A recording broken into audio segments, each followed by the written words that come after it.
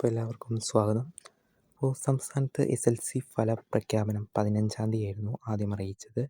എന്നാൽ മന്ത്രിസഭ രൂപീകരണം ഇതുവരെ നടക്കാത്തതിനാൽ SLC ഫലപ്രഖ്യാപനം 15-ാം തീയതി നടക്കുമോ എന്ന് സംശയത്തിലാണ്. പുതിയ സർക്കാർ ചുമതല ഏൽക്കാത്തതുകൊണ്ടാണ് ഈ സംശയം തുടരുന്നത്. സാധാരണയായി ഫലം പ്രഖ്യാപിക്കുന്നത് വകുപ്പ് ചുമതലയുള്ള മന്ത്രിയാണ്. പിന്നീട് പ്രഖ്യാപിക്കാൻ വകുപ്പ് സെക്രട്ടറിയും പ്രഖ്യാപിക്കാനില്ല എന്നതാണ് ഇപ്പോഴത്തെ വളരെ സങ്കടകരമായ കാര്യം.